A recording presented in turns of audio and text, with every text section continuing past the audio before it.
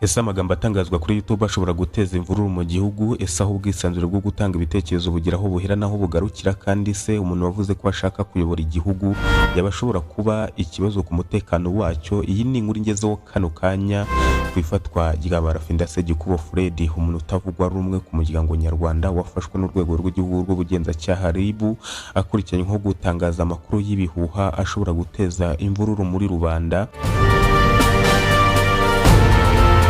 Segikubo Fred ngire ngo muramuzi, ngo politiki yatangiye kumutogotera mu rutirigongo akiri umwana, akaba yiyumvamo ngo kuzaba perezida.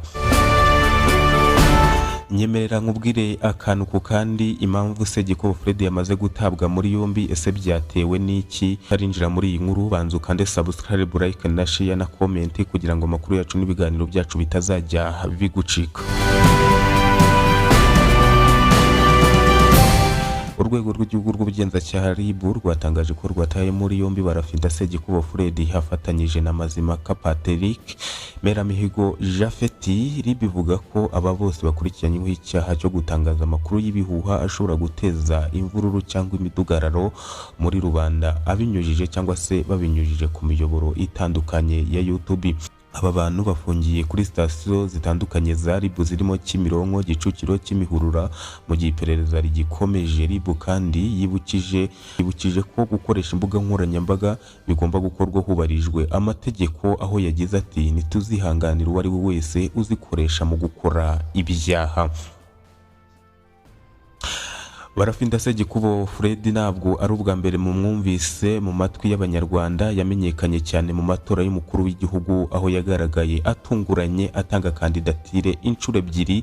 Mu kwezi kwa Gicurasi 2024 Barafinda yashyikirije Honorable Oda Gasinzira, perezida wa komisiyo y'igihugu y'amatora, impapuro zisaba ko yemererwa kwiyamamariza kuyobora igihugu. Si ubwa mbere byamubayeho kuko no mu matora yo mu 2017 yari yagerageje ariko ntabwo byamuhiriye. Ibi byatumye bamwe bamubona nk'umuntu udacika intege, abandi bakamubona nk'umuntu ufite imyitwarire itandukanye ya politiki isanzwe. Uyu mugore wa Barafinda avuga ko atamenyeshejwe nta n'ubutumire yuko ngo batanamwandikiye wenda ngo yange kwitaba inzego z'umutekano, ahubwo ngo bamusanze aryamye ku buriri bwe bahita bamujyana. Uyu mugore wa Barafinda avuga ko abifata nko gushimuta ngo kuko nta bisobanuro bamuhaye mbere yo kumujyana.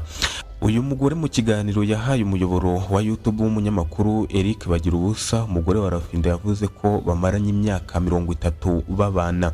Umugore wa Barafinda Segikubo Fred avuga ko umugabo we ngo akiri muto yakundaga kuvuga ko azaba perezida w'igihugu. Gusa avuga ko iyi nzira ya politiki irimo amahwa menshi, ngo kuba afatwa agafungwa bitandukanye n'ubuzima bwiza bw'urugo, aho yagize ati nifuza ko yareka politiki akagaruka mu buzima busanzwe nk'uko byari bimeze mbere akiri umwarimu, tukabaho mu mutuzo. Avuga ko ibi byagiye ngo bimugiraho ingaruka zikomeye zirimo ubukene n'ihungabana ku muryango.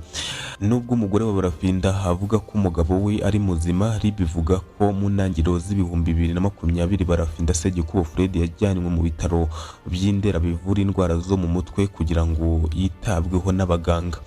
Mu mwaka w'ibihumbi 2021 yongeye gusubizwa Indera aho yamazeyo amezi agera kuri 6.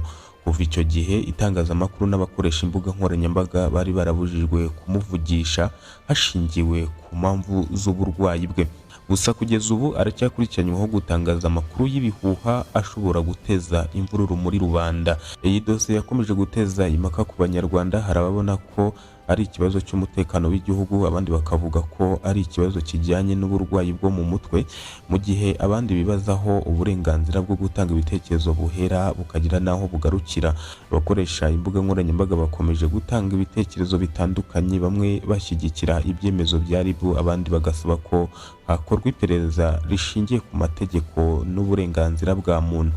Kugeza ubu iperereza riracyakomeje. Barafinda Segikubo Fred n'abandi bafatanyije nawe bagikurikiranyweho ibyaha bashinjwa. Ikibazo cy'itumanaho ni iki? Ese gukoresha imbuga nkoranyambaga bigomba kugenzurwa bingana iki? Ese uwigeze kugira ikibazo cy'uburwayi bwo mu mutwe yemerewe gutanga ibitekerezo nk'abandi, ni wowe ubireba, ni wowe ubyumva, nawe ubifiteho ijambo. Tanga igitekerezo cyawe hasi, ukande subscribe kuri Tohoza TV Rwanda kugira ngo dukomeze kubagezaho amakuru asesenguye kandi yizewe. Bienvenue, kwizera niko nitwa, mwakoze cyane, mugire ibihe byiza.